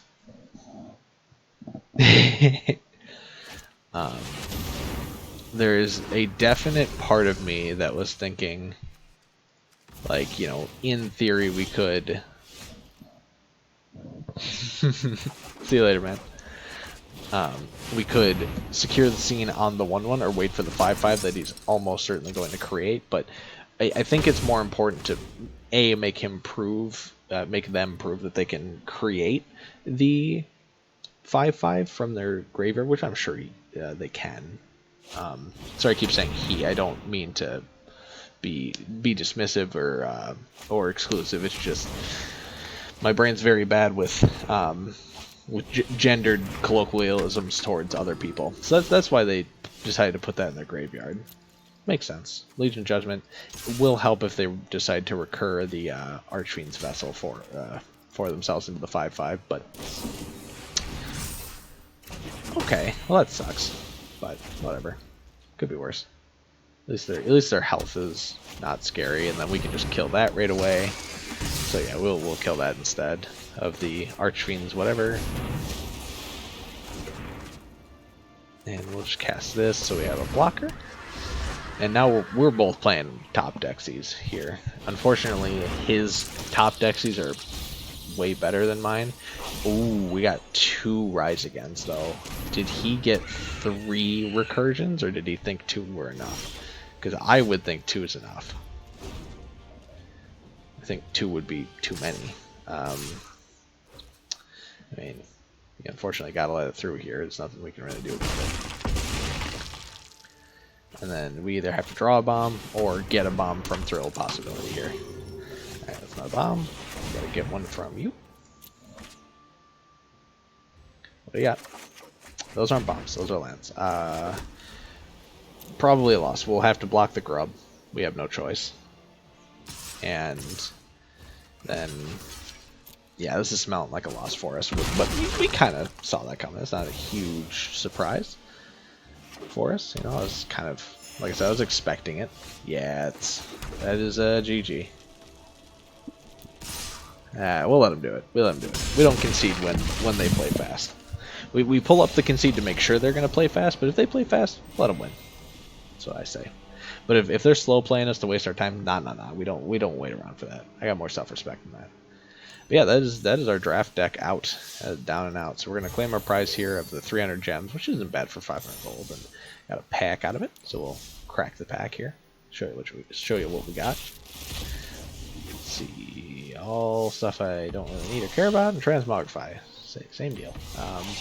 So nothing crazy there. I think we'll just finish out this here quest. I know we have another draft token, but I'm saving that for when the season resets here, because with it resetting in 5 days, I believe that means Zenikar comes out in 5 days. So we just want to have that quest done by then, and we're going to save up all of our gems and everything to, as soon as Zenikar comes out, play that. But we're going to, black-red, huh? We're going to take care of that quest, and we'll just go into play and play a kind of bad deck here. This is a death touch deck that it's not really cohesive, it's not really good. It's just one of the earliest iterations of a deck that I could possibly build, that I built, and I just keep it around for my sanity, I guess. I don't know. It's basically like I'm mildly nostalgic for it, because it's the first deck that I really built in Arena, but not the first deck that succeeded, because it wasn't a success. But it's fun to do in play mode, because it's just a bunch of just mono black death touch for no reason other than to just cast black spells. Really, it's a quest completer, and I know you can re-roll quests to be like, oh, just wait until I get something that happens to be conducive to the decks I'm already running. But nah, I don't want to deal with that. That ain't me, Chief.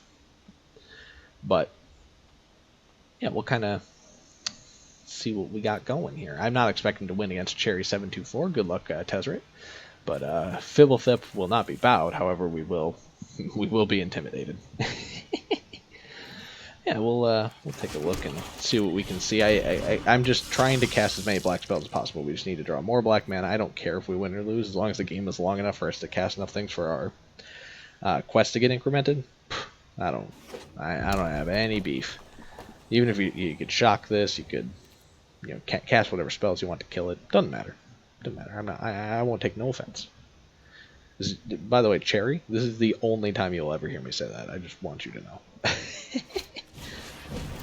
Okay, I wasn't expecting that. Play this, I guess. And then why not attack? Because he's gonna want to attack into us to gain the token. Yeah, so he wouldn't block it. It's not that was a free attack, but we kind of could tell that because he's running goblins, especially one that wants to be blocked to generate more value, that he was going to want to attack with it. But we have a 1/2 on the board, so even if he attacks, all he does is he'll have to cast a sorcery to make this survive, or excuse me, an instant, which he might have, but I don't care. Like I said, we're just looking to cast black spells. I don't care if he casts other things that kill our stuff, as long as we can hang on long enough to cast out our whole hand. I don't see any reason not to play foolishly. What did you say to me? Now this is I do like this. There it is. Why that one? Why that one? Why not? Is that an oops? It feels like an oops. Unless you have another one of those in your hands. Why? It feels like he meant this one. It's okay if you did. You can tell me. Yep. Yeah, that was an oops. It's okay. It's okay, my man. I didn't. I didn't want it to go that way, but it just so happened to go that way. I would rather you have been able to play the things you wanted to play the way you wanted to play them, but sometimes life ain't like that, I guess. You gonna bolt? Excuse me, shock. You could have another one of those like catchy spells, but I wouldn't care. Oh, since you're running goblins, I'm sure you're running like that 2/2 goblin that shows the top of your deck. Why shock that one? Okay, my guess, Cherry, please don't take this the wrong way if this is you, Cherry. If you ever hear this, don't take this the wrong way. My guess is that you're probably new at the client, because in that scenario, to me, the correct play would have been A, hitting this guy with your Storm Strike to keep it alive, and then B, even if you didn't do that, the correct play there would have been to kill the 2 health and then block the other one. I know this is a recursive one that spawns a flyer, but it would have done what you were hoping to do more efficiently. So I respect what you're going for, but I just don't think you're going for it the way you should be. We are going to be able to cast our whole hand out here, which is nice. I definitely am very appreciative of that, because it means that we're going to, you know, unless they concede, but it means we're going to get to play the nature of our deck out. Yeah, full Gobby strats, huh? I thought this was Goblin Taskmaster for a second. I was like, that's not in standard, but also, of course it's not. This is play mode, not standard. Yeah, I mean, play the demon. When in doubt, play demon. And then I think he'd just attack all out anyway. We're pushing the aggression. That's going to deal 6 damage, and then he'll have to block. And if he kills the scorpion, it'll do 2 more damage to his face. If he doesn't, it deals 1. You know, he's in a world of hurt.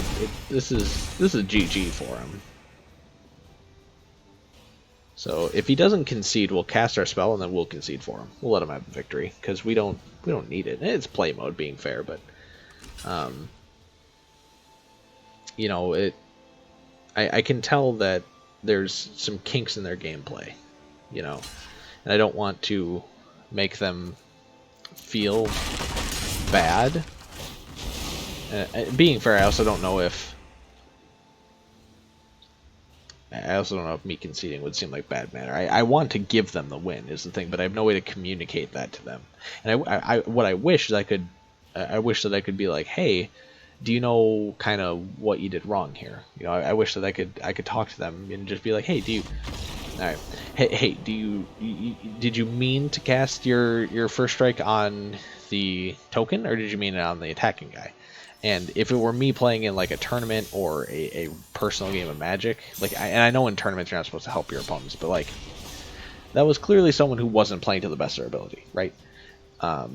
If I were in a tournament setting, because I've been in tournaments before where I played against literal children who didn't have a full grasp on the game, and when you're in that scenario, I think it is an imperative to use it to teach and foster the community rather than to try and be aggressive and rude, because many people in that scenario, I've been on the other side of the table where someone's like, idiot, you should have cast this way. I'm like, oh yeah, I guess you're right. So if they didn't see that, I would have loved to have been like, hey, you know, you could do it this way instead, and that'd be more advantageous for you. And, you know, if they didn't see that, they're like, oh shoot, I would personally, and again, I know that this is like not necessarily within the rules of Magic, but it's within the rules of being a good person and being kind to this community. I would have been like, hey, if you would rather do that because it's a better play, please do it. And, you know, from there, it's up to them to make the moral judgment. If they're like, yeah, I'm very interested in winning, cool, I got no problem with that, great. You know, I'll let them do that. And if they're like, no, it was my mistake, I should learn from this, I respect that quite a bit, because I've had either sides of the situation be me, and I've had either sides of the situation be my opponent. You know, where either I misplay and they allow me to take it back, and I either choose to or not to. And then I've also been on the other side of the coin where they misplay and they can choose to take it back or not to. And I've had both situations arise, and you know, it's not a value judgment on them as a person, whichever answer they take. I couldn't care less. It's completely up to them. It's not my place to judge them for it, but I want them to become better at Magic. That would be my goal from it. And so when, you know, when I see people who who make seemingly simple mistakes. You know, I want to just make sure that they see what they did wrong. And, you know, if they would have not taken it, I would have been like, cool. And then if they cast Lightning Bolt, I would have been like, hey, just so you know, you could cast it on the 1/2, block the 1/1, and then I would only have a 1/1 as opposed to a recursive 1/2 that you have no way to kill yet. And, you know, whether or not that's the right play is much more based on their hand. But for sure, that first strike play was not ideal for them. And again, I don't mean any shame on them. I hope that they saw the error of their ways. I hope that they they're gonna look at that game and just be like, ah, shoot, I made a couple dumb mistakes. Oh well, is what it is, and they move on, because that's perfectly fine. Nothing wrong with that. You know, there's a lot of there's a lot of good in that. If they do see the wrong in it, and they're able to go, you know, that wasn't exactly right, but it's okay because I see it now, and I'll do better. That's a huge thing. That's more than a lot of people get out of any failure. Most people, not most people, but a lot of people would like see a situation and be like, wow, this game's hard, I don't get it, you know, or something like that. So I don't remember the name, but whoever you are, wherever you are, I hope that you continue playing Magic. I hope that you continue growing as a player, and you know, I would love to see you playing more in the future, because you know, Magic's a game for everyone. It's not just for me. It's not just for you. It's a game for everyone, and I really hope that you continue growing, and you know, and being fair. There's also the secret third option that they were just throwing for you know, giggles, because it's a goblin deck. And goblin decks in other formats are fun. Like, I had a Goblin Commander deck back when I played Paper Magic, and boy, I loved that deck. That was a lot of fun. It had a bunch of really janky cards in it, but it was so good because it was just a Krenko go wide deck. And the thing is that whenever I would play it, I would tell everyone I was playing it against, like, hey, just so you know, there's a hard counter to this deck built into most people's decks. And they're like, what do you mean? Just board wipe me like twice. And they're like, that's it? Yeah. That's it. I make tokens. I don't draw very cards. I'm in mono red. Like, what do you want me to do? Act like I can do more than that? Because I can't. It's freaking mono red gibby gabs, dude. So, you know, I would just, like, you know, just destroy my field. Or conversely, you can just, you know, find stuff that can block multiple creatures and just block them. They're 1/1s. What are they gonna do? You know, are they gonna hurt you that bad that you can't find a way to block them? Like, no, you'll figure it out, dude.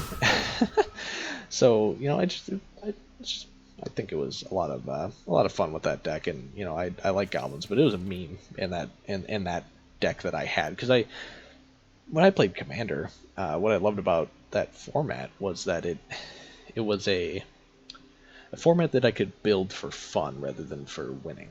And all of my decks were built with the intention of being a fun thing to play with and against. And now that didn't always happen on either side of the coin. You know, sometimes it lost all the time and it wasn't really fun to play, and sometimes it won all the time. It wasn't fun to play against, for sure. I can tell you that with absolute certainty, that I had a lot of people complaining about, you know, how, oh, you just built an overpowered deck just to have it. And like, I had this deck, I called it my go-kart deck, and it just had every goofy rules card in it. It had Scramble Verse, where you shuffle like all non-land permanent, or you mix up all non-land permanents to different players, and it had this wicked combo that I really liked. It was like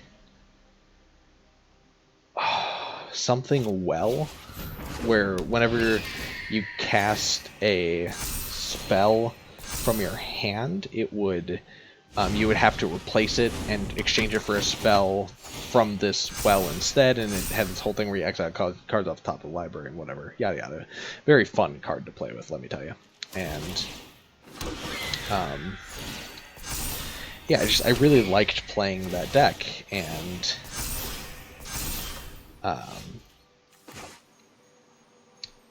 yeah, I mean, I think I just played this, and it was just goofy and fun and stupid, and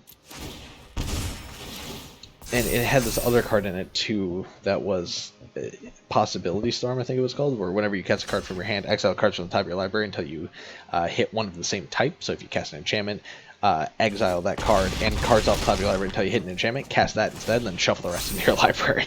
It was a goofy deck, because it was basically, I never know what I'm going to cast, you never know what you're going to cast, let's see what happens. And then if I had both of those things out at once, I basically got to pick what order you did them in, so I would get to pull cards from the pool and Possibility Storm, and you would only get to Possibility Storm. So you would never know what you were casting, and basically, like, my play group, like, one of the persons had a like, you could call it an Eldrazi deck, I guess, at the time, and that deck, you know, when they would have a ton of mana, sometimes it would work out in their benefit and sometimes it wouldn't, because sometimes they'd be like, well, I have one of my Titans in my hand, I guess I'll pay 10 mana for it, and you get a 1/1 dork. Or other times you play the 1/1 dork and then get a Titan. So, you know, it always worked out in a very silly way, and I appreciated the deck for it a lot, believe me. Let's just attack all out except for that. Let me just see what happens. But it was just a lot of goofy fun, and, you know, that deck actually ended up being too powerful. It kind of won all the time in my playgroup because it would be so weird that it would make everyone kind of play in a different pattern, and it broke up their play strategy so much that people would just kind of do nothing until the combos came out, and then, you know, I would just dirtle the board until I was like, by the way, I win. And then I had like a card draw deck that was literally just pillow fort up and draw my entire deck and then Lab Maniac. And the obvious solution to that is kill Lab Maniac. The second it hits the board, kill it. Don't let it get hexproof. Don't let me make it indestructible. Kill it. Exile it. I don't care. And I would tell people that that's how you beat that deck. Would anyone do it? No. It just never worked that way. So there would be turns where it would be like turn 8 or so, and I'd be like, all right, play Thought. I would have Thought Vessel on the field. I would have all these card doublers and all this stuff that lets me draw more and more cards on a turn, and then I'd be like, okay, draw my entire deck with Lab Maniac out. Do I win? And people would be like, I guess so. And I wasn't allowed to play that deck anymore. And then I had a freaking tribal.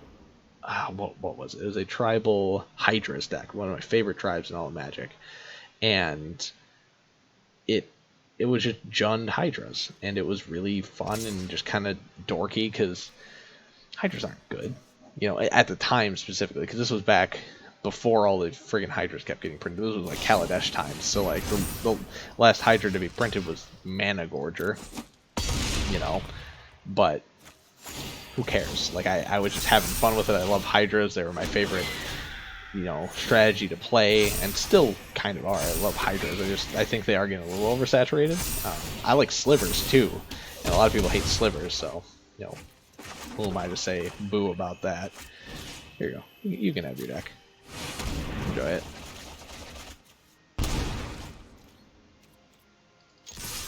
And yeah, I really liked playing those strategies, and I wasn't, you know, after they would win too many times, people would be like, you can't play that anymore. So I would start offering ultimatums of like, well, I'll just pick one of your decks then. And, you know, people would be like, well, you know, what if I only have one deck, or you know, whatever have you, and all this stuff. And it's just like, man, I don't care. I just want to play whatever, have some fun. You want to just attack me, Dr. Agony, please?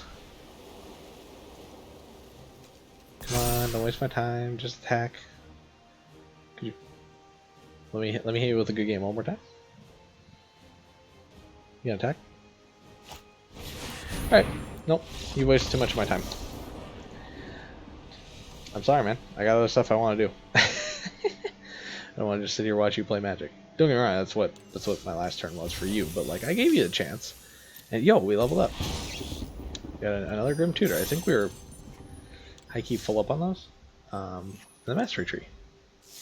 So that's our last mastery bit. So we did the whole tree, dude. Got everything. I never thought I'd see the day we did that, and we got up to rank 90. But here we are. Peaceful pop. yeah, we did it. We did everything we really set out to do. You know, we didn't do super well in the draft, and we didn't do crazy well there. But yeah, I think honestly that's where we're gonna call it for the stream today. Thank you so much for Joey coming out. Anyone else who see this on YouTube or did stop by and kind of drop in, drop out of the stream, it was nice having people along, and this is something that I do hope to do a little bit more. I have no schedule I can set for it just because of my rather interesting and confusing school schedule, but expect more out of me in the future. Would love to stream some more. I enjoy this format. I had a lot of fun with it. And it gives me a chance to play some more Magic. But yeah, like I said, I think I'm gonna call it for now. Thank you for hanging out. Thank you for checking the VOD on Twitch. Thank you for checking me out on YouTube if you do. If you haven't heard of either, please be sure to follow and subscribe. On vice versa, I'm saying follow on Twitch, sub on YouTube, do whatever's free. Don't feel like you got to pay me money. But yeah, thank you for hanging out with me. Like I said, this is gonna be where I call it. So I've been having a good time streaming, had a lot of fun, and hopefully we can do this again in the future. I'll see you soon. See ya.